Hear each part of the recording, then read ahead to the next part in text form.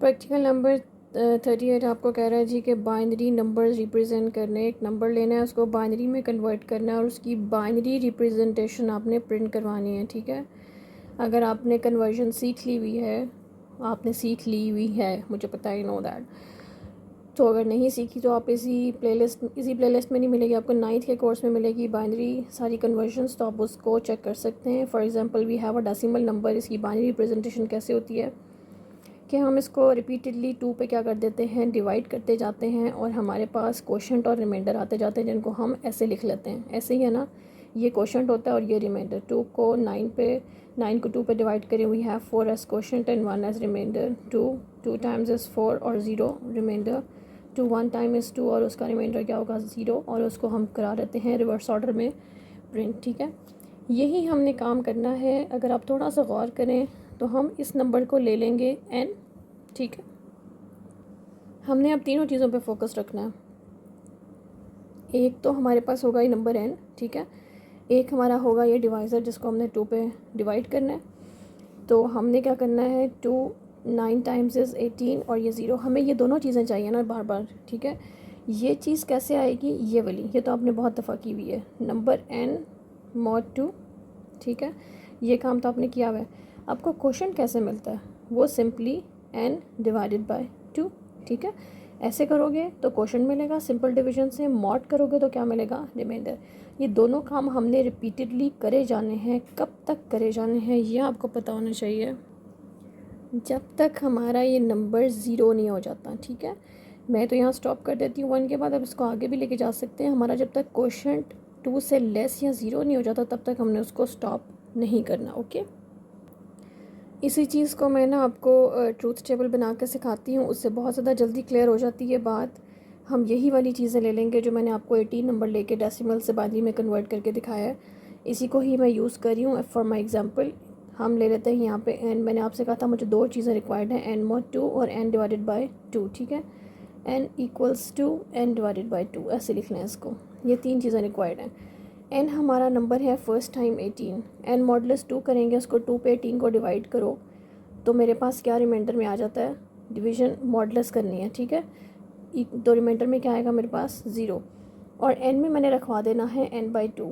तो n by 2 कैसे आएगा, ये क्वोशंट आ जाएगा 9, 2 को 18 पे डिवाइड करो तो मेरे पास क्या आ जाएगा, 9, जो मैंने कहाँ रखवा देना है, n में। समझ आ गई बात की।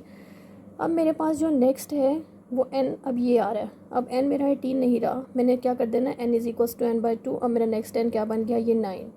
अब मैंने वही काम रिपीट करता जाना है, 9 को डिवाइड बाई 2 करूँगी, मेरे पास जो रिमाइंडर आएगा वो यहाँ लिख दूँगी। ठीक है, और 9 को 2 पे डिवाइड करके जो क्वोशंट आएगा वो मैंने कहाँ लिख देना है, यहाँ। इसको मैंने उल्टा लिख दिया, आप उसको दूसरों से लिख लें, एक ही बात है, ये समझाने के लिए था, इसलिए आपको पता होना चाहिए कि मैं क्या कर रही हूँ।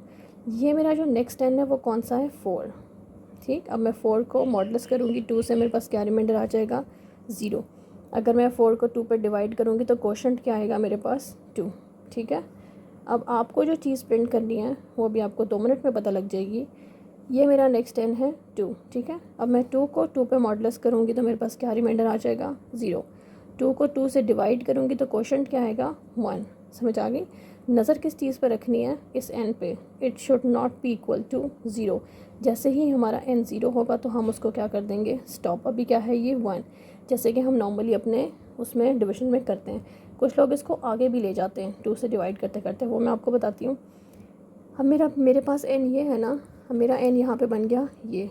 अब मैं 1 को 2 पे मॉडुलस करूँ, आप सोच रहे होंगे ये कैसे होगा, क्यों नहीं हो सकता। ये देखें, 1 अंदर रखें, 2 बाहर रखें, नहीं जा रहा तो हम क्या इस पे करते हैं, 0 यहाँ पे लगाया, 0 और नीचे क्या आ गया, 1। This is your quotient, this is your remainder. ठीक है, इसका रिमाइंडर क्या आएगा, 1, और इसका क्वोशंट क्या आएगा, 0। ठीक है, अब मेरे पास जो n है वो आ गया 0, और मैंने यहाँ पे अपना एल्गोरिथम कर देना है, अपना फ्लो चार्ट कर देना है, स्टॉप। जो चीज़ हमने प्रिंट करवानी है ना वो ये है n mod 2, और इसको मैं कह देती हूँ रैम। ठीक है, rem equals to n mod 2, इसमें सेव कर लेंगे और ईच टाइम n को n बाई 2 करते जाएंगे तो हमारे पास जो बाइनरी रिप्रेजेंटेशन है ना, ये वाली चीज़ वो हमने प्रिंट करवानी है। ठीक है, इसका फ्लो चार्ट ऐसे बनेगा कि we will start input number n, input number n, ठीक है, जो जिसका हमने बाइनरी रिप्रेजेंटेशन करनी है ना वो नंबर। इधर हमने अब प्रोसेसिंग सिंबल में ना दो काम करने हैं। कौन से वाला मैंने आपको बताया था, एक तो हमने करना है n mod 2, ठीक है, उसको मैं सेव करवा रही हूँ रैम में, और इसको हमने प्रिंट भी करवाना है। और साथ ही साथ हमने क्या काम करना है कि n को डिवाइड बाई 2 करके क्वोशंट भी ले लेना है, ठीक है। ये दोनों काम आपने हर स्टेप पे करने हैं, जैसे हम डिवीजन में करते होते हैं बाइनरी कन्वर्जन में, डेसिमल टू बाइनरी। इसके बाद हम क्या करेंगे, अपना जो रैम है उसको हम प्रिंट करा लेंगे, ठीक है। इसके लिए कोई वो देने की ज़रूरत नहीं है कि रिज़ल्ट इज़ इक्वल्स टू या रिमाइंडर इज़ इक्वल्स टू, क्योंकि हमने इसको सीक्वेंस में प्रिंट करवाना है, ठीक हो गया। इसके ऊपर एक चेक रख लेते हैं हम, और वो चेक हम क्या रखेंगे, if n is equals to zero, अगर तो हमारा n इक्वल्स टू ज़ीरो हो गया तो क्या करो, इसको ट्रू में स्टॉप कर दो, ठीक है। उसके बाद तो हम आगे जा ही नहीं सकते। इसकी फॉल्स में हम इसको कहाँ वापस भेजेंगे, यहाँ पे, ठीक है। तो उसके लिए हम वापस चलते हैं,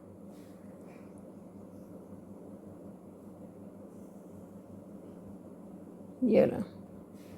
अगर तो n ज़ीरो नहीं है तो फिर वही काम करो, n को n mod 2 करो, रिमाइंडर में सेव करो, डिवाइड बाई 2, ये दोनों काम एक साथ हो रहे हैं, ठीक है। n बाई 2 हो रहा है और n mod 2 हो रहा है, रिमाइंडर क्वेश्चन इकट्ठे हो रहे हैं। रिमाइंडर प्रिंट करा लो, अगर तो n ज़ीरो नहीं हुआ तो फिर इसको वापस भेज दो, ठीक है। 18 होगा n, फिर 9 होगा, फिर 4 होगा, फिर 2 होगा, फिर 1 होगा, फिर 0 हो जाएगा। जब 0 हो जाएगा तो वो ऑटोमेटिकली स्टॉप हो जाएगा, फिर फर्दर आगे एग्जीक्यूट नहीं करेगा। इसका एल्गोरिथम हम यहाँ लिख लेते हैं, सेम वही स्टेप्स हैं इसके। ये मैं आपको सारी पिक्चर्स शेयर कर दूँगी ताकि आप इसका लॉजिक वाला जो पोर्शन है वो भी सेव कर लें अपने पास, एल्गोरिथम भी और फ्लो चार्ट भी, ठीक है, ताकि आपको प्रैक्टिकल लिखने की भी आसानी हो और जब कभी समझना हो तो आपको समझ भी आ जाए। एक नंबर यूज़र से हमने ले लिया, अब हम क्या करेंगे, set remainder to n mod 2, ठीक है। मॉड को मैंने आपको बताया था, n mod 2 भी लिख सकते हैं और परसेंट का सिंबल भी लगा सकते हैं। सी लैंग्वेज में परसेंट सिंबल यूज़ होता है। Set n to n divided by 2, ठीक है। ये आपको क्वेश्चन देगा, रिमाइंडर नहीं देगा।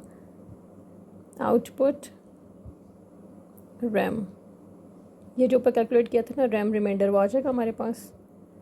अब हमने चेक लगाना है, if n is equals to zero then go to stop, ठीक है। स्टॉप वाला यहाँ स्टेप लिख देंगे जब वो आएगा, एल्स गो टू स्टेप 3, अगर तो हुआ 3, ठीक है। ये रिमाइंडर वाला स्टेप आपका 3 होगा रिपीट, 4 होगा रिपीट, 5 होगा रिपीट, फिर इधर आएगा, फिर चेक करेगा, फिर वापस जाएगा। उसके बाद हम कर देंगे इसको स्टॉप। तो ये हमारा स्टॉप वाला स्टेप कौन सा था, 7। अगर तो n ज़ीरो हो जाए तो स्टॉप पे चले जाओ, नहीं होता तो वापस 3 पे जाओ, फिर वो स्टेप सारे के सारे रिपीट करो, बार बार डिवाइड करो, बार बार क्वोशंट और रिमाइंडर लेते जाएं।